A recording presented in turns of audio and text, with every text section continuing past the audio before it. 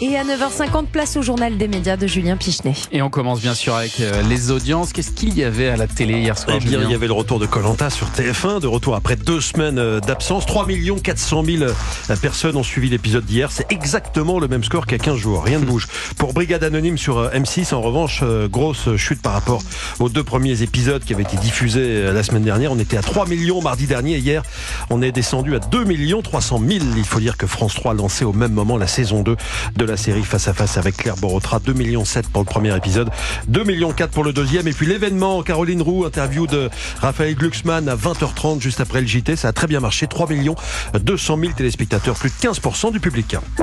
Europe 1, le journal des médias. Et puis à la une de l'actualité des médias ce matin, la radio Énergie répond à l'enquête sur Manu Lévy publiée hier dans Libération. Et cette enquête de Libération précise que 4 anciens collaborateurs de celui qui anime la matinale d'Énergie depuis 2011 ont saisi le conseil des prud'hommes, notamment pour des faits de harcèlement moral.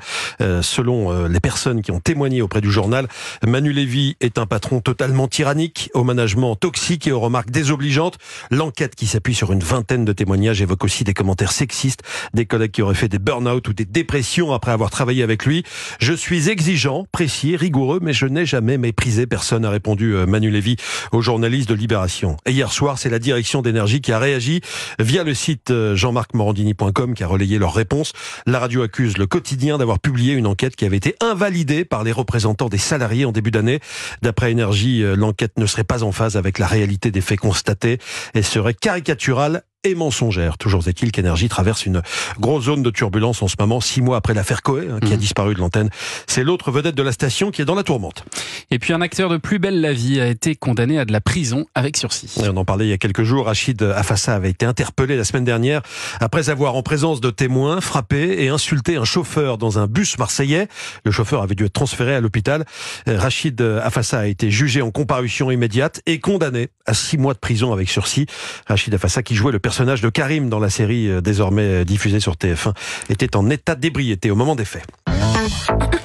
Et puis dans ce journal des médias, on parle de la nouvelle saison de Secret Story et TF1 qui dévoile les infos au compte-gouttes. Et oui, hier on a appris que cette 12e saison de ce divertissement de télé-réalité qui sera présentée par Christophe Beaugrand débuterait très bientôt. La voix est de retour et elle n'a pas changé. Mais elle revient avec plein de surprises.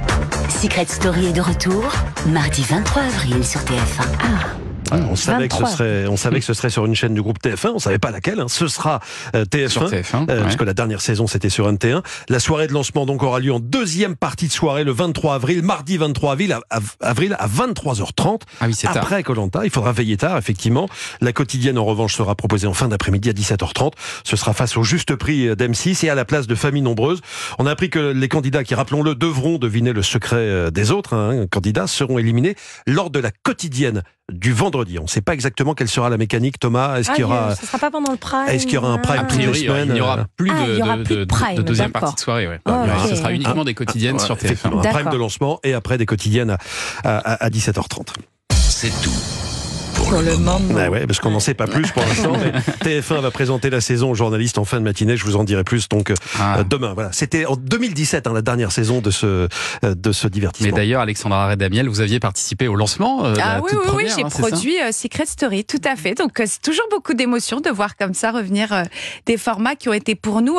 En plus, Secret Story, on l'a vraiment lancé, donc on a tout créé, de la voix en passant par. C'est 2007 exactement la première 2007, saison. 2007 exactement. Et vous pensez que c'est une bonne idée de la part de TF1 de relancer cette marque? En tout cas, c'est une stratégie d'écoute conjointe. Aujourd'hui, c'est d'aller chercher la nostalgie et d'aller installer finalement sur le canapé la famille d'une autre manière. Donc c'est une autre stratégie, mais en tout cas, ce sont des marques iconiques. Vous aussi à France Télévisions à relancer comme ça d'anciennes marques? Moi, ce que je trouve intéressant, c'est qu'aujourd'hui, c'est de répondre à son ADN et à son histoire. Notre histoire, c'est finalement celle de raconter nos jeux, et je crois que ça, c'est très important, et de raconter finalement ces grands divertissements qui nous permettent de mettre la famille autour de la télévision.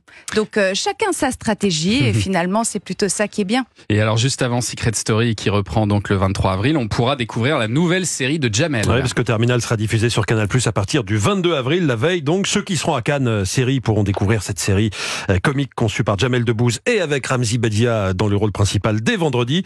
La série qui se déroule dans un terminal d'aéroport sera projetée hors compétition. Pour les autres, pour nous, donc il faudra encore attendre une quinzaine de jours pour découvrir ces 12 épisodes de 26 minutes.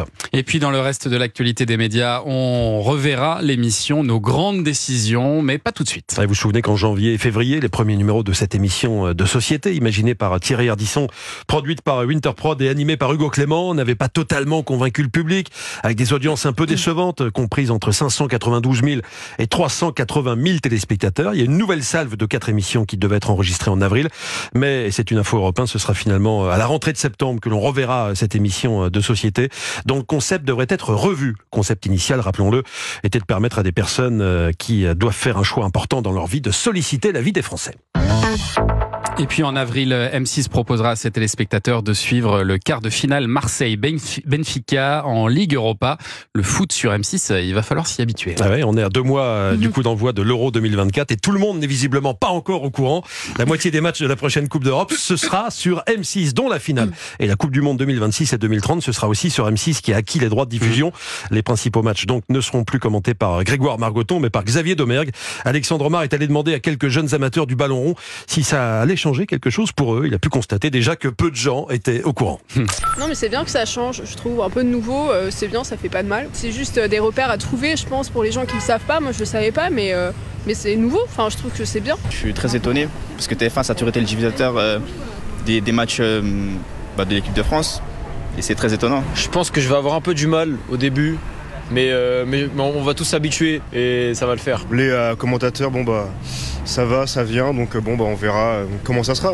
Non, moi ça change pas spécialement mes habitudes, non, ça va. Moi j'aurais aimé que ça soit sur TF1. Pas tout le monde n'a accès à M6, à ce que je sache. Mais tu sais que M6 c'est aussi une chaîne en clair, c'est pas payant, tu pourrais regarder. On peut la... Ah mais moi je savais pas, je préfère quand même TF1. Il faut quand même apprendre 2-3 petites choses.